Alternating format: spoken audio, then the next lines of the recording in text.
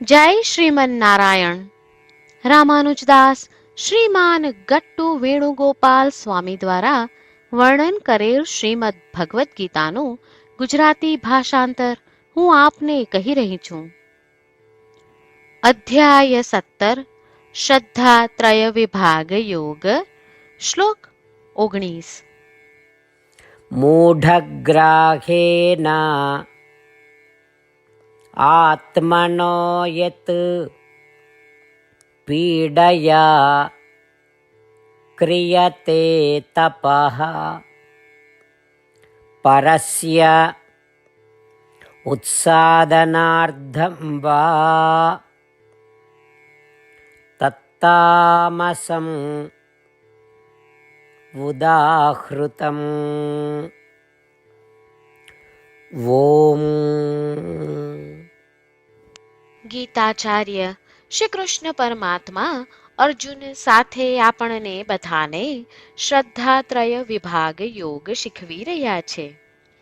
પરમાત્મા કહે છે, અર્જુન, મોહવશ પ્રતિબંધિત માધ્યમો દ્વારા આત્મપીડનથી અન્યને દુઃખ અને હાનિ પહોંચાડવાની ઈચ્છા સાથે કરવામાં આવતી તપસ્યાને તામસિક તપ કહે છે.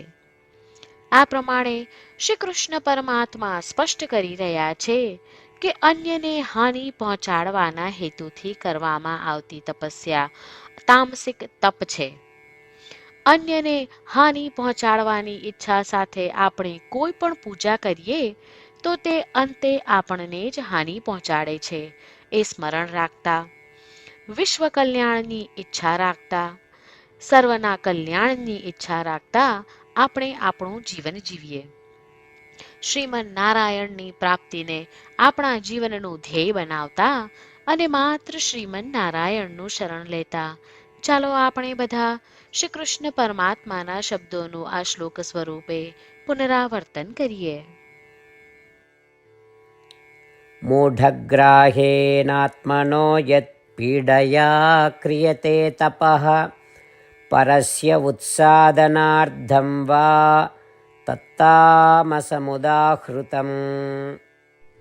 શ્રી કૃષ્ણ પરમાત્માએ આખી ભગવદ્ ગીતાનો સાર અધ્યાય 18ના શ્લોક 65 થી 70માં 8 ઉપદેશ દ્વારા કહ્યો છે.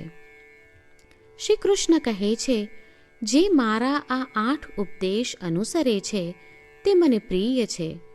એ સર્વે ભક્તોનું હું બધી જ રીતે રક્ષણ કરીશ.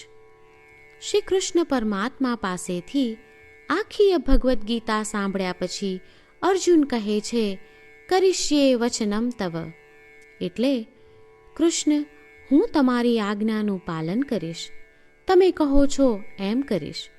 અને આથી જ શ્રી કૃષ્ણએ દરેક પ્રકારના યશ અને વિજય અર્જુનને આપ્યા છે.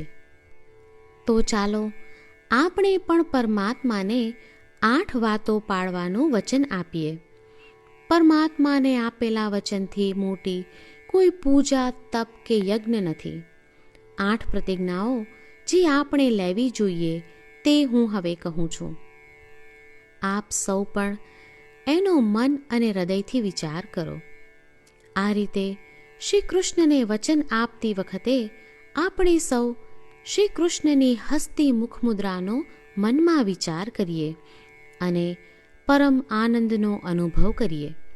જય શ્રીમન નારાયણ. આપણા 8 વચનો આ પ્રમાણે છે. આપણું પહેલું વચન, હે શ્રીમન નારાયણ, તમારા ઉપદેશ પ્રમાણે હું હંમેશા તમારું ધ્યાન અને ચિંતન કરીશ. આપણું બીજું વચન, હે શ્રીમન નારાયણ, તમે કહ્યું છે તેમ હું સદાય તમારી ભક્ત રહીશ. આપણું ત્રીજું વચન, હે શ્રીમન નારાયણ, હું મારા કર્મો તમને સંતોષ થાય તેમ અને તમારી સેવા માટે કરીશ. આપણું ચોથું વચન, હે શ્રીમન નારાયણ, તમે અનુસરવા કહ્યું છે તેમ મને પૂર્ણ શ્રદ્ધા છે કે હું તમારી છું. હું સદાય મારા હાથ જોડી તમને નમસ્કાર કરીશ, તમારી ભક્તિ કરીશ. આપણું પાંચમું વચન, હે શ્રીમન્નારાયણ, હું તમારા શબ્દો યાદ કરું છું. મામેકમ શરણમ વ્રજ. તમે તમારી શરણમાં આવવા કહ્યું છે. શ્રીમન્નારાયણ, હું માત્ર તમારા જ શરણમાં છું. આપણું છઠ્ઠું વચન.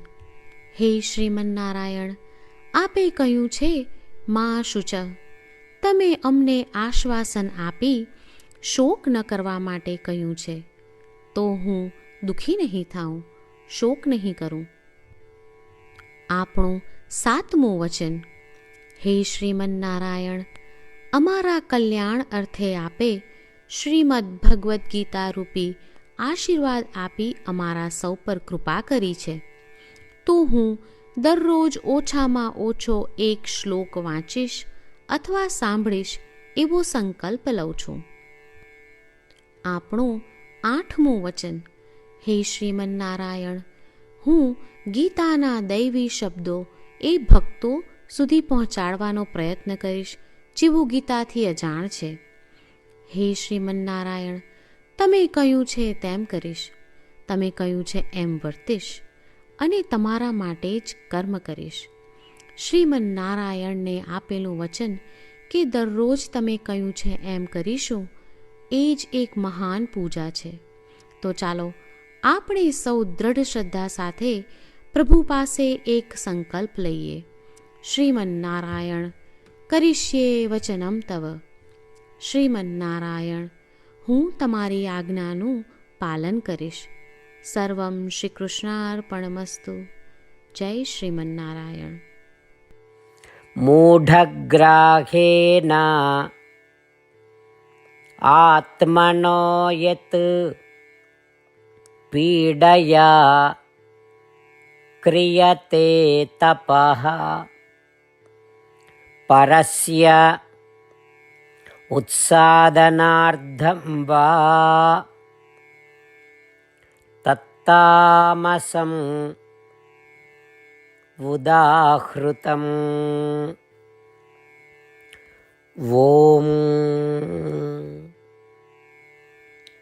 મૂઢગ્રાહેનાત્મનો યત પીડયા ક્રિયતે તપઃ પરસ્ય ઉત્સાદનાર્ધં વા તત્તામસમુદાહૃતમ. જય શ્રીમન્નારાયણ. તમામ ભક્તોને ખાસ વિનંતી. આપણા જીવનની દરેક બાબતોમાં આપણે તાત્કાલિક અને અસરકારક પરિણામો ઈચ્છીએ છીએ. આ પ્રાપ્ત કરવા માટે ચાલો દરરોજ 1 મિનિટ ફાળવીએ અને નારાયણાસ્ત્રમ વાંચીએ.